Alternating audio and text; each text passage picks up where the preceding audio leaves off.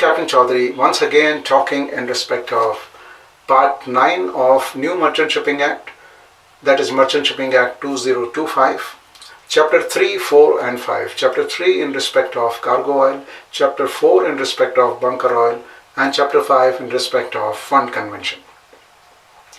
So what do these regulations say? First of all, in respect of oil pollution, that is CLC related matters, as you know, India is party to the CLC convention, CLC 92, and we have the rates in line with CLC 92. There might be a situation that more than one ship is involved in respect of marine pollution. So it is said that when it cannot be decided that what is the individual fault, then they will be jointly and severely responsible for the payment of whatever claims are there in respect of cleanup or in respect of the damage that is caused by the oil pollution. However, a ship may be exempted under 1773, under section 177.3, which means that if the fault is of any third party or the other ship, then this ship who is not at fault will not be contributing. Even though the oil pollution comes from the ship, it has been ascertained that the fault is not of the ship. Section 182 says that the ship owner must create a fund with the court that has got jurisdiction or the central government when the ship owner feels that there has been pollution and they are able to limit the liability. So whatever is the applicable amount that must be created as fund, the ship owner will make arrangement for that. Section 188 says that every ship which is carrying more than 2000 tons of oil in bulk must have an insurance or a financial security in respect of CLC. And the amount of financial responsibility or security should be equivalent to what is stated in the relevant convention.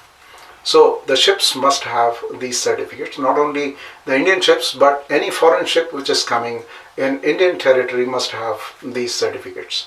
Of course, it goes on to say that the central government can decide in respect of certain ships, the kind of financial responsibility or the amount of financial responsibility applicable to those ships. Because we are party to MARPOL convention, we follow the regulations which are there in the original convention. And as you know, a ship when causes the pollution, there can be three kinds of situation. One kind of situation where the ship is not at fault and ship does not have to pay anything.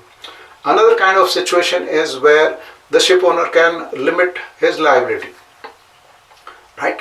And the third kind of situation is where the ship owner cannot limit the liability because of the damage that was caused recklessly. Now we come to the bunker convention. Bunker convention is discussed in chapter 4 of part 9. The infrastructure or the arrangements, etc., and many of the regulations of bunker convention are similar to the CLC, right? Except that there has been no amount that is specified under bunker convention. So when we talk about the amount, probably it can be assumed that the claims will not be that large or phenomenal that they cannot be covered by LLMC.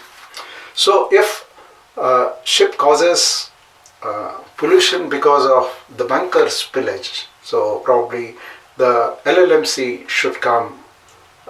In fact, when we talked about LLMC, what kind of claims cannot be limited, so we had said that the CLC takes care of the pollution damage of the cargo oil. So CLC related claims cannot be limited. However, a ship, even if it is a tanker, where CLC does not apply, because the ship has got no cargo, no residue, and the ship is absolutely clean in the ballast condition. So practically there is nothing too dirty from the cargo side. There are no residues, no oil remains, no tank has got oil. So in such a situation, when the bunker pollution takes place, that also will be covered by LLMC, right? Because at that moment ship is clean without any dirty oil or without any oil. So the bunker pollution will be covered by LLMC. In case of bunker convention, there should be provision that the ship owner makes an arrangement that there is a proof which shows that if there is any bunker pollution, it will be supported by LLMC. So section 204 states every registered owner of a ship having gross tonnage of more than 1000 tons shall, for the purpose of his liability for pollution damage under this chapter, that is the bunker convention, that is chapter 4, maintain compulsory insurance coverage or such other financial security subject to such limits as may be specified under the limitation of liability for maritime claims convention. Chapter 5 is International Oil Pollution Compensation Fund, and it has sections 211 to 222. So section 211 states this chapter shall apply to pollution damage caused in the territory of India, including the coastal waters and not extending more than 200 nautical miles from the baseline, and to preventive measures wherever taken to prevent or maintain such pollution damage. A person shall not be liable to pay contributions to the fund in respect of the contributing oil imported or received by him in any year if the aggregate quantity of contributing oil so imported or received in a year by him and any associated person does not exceed 1,50,000 tons.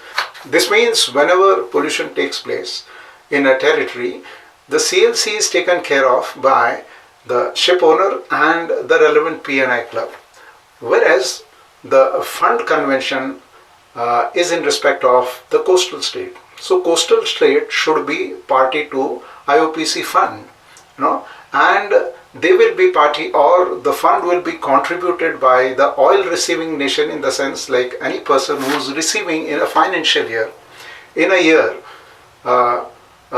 oil quantity more than 150,000 tons, then only they are required to contribute towards the fund. If they are receiving less amount of oil, then they don't have to contribute.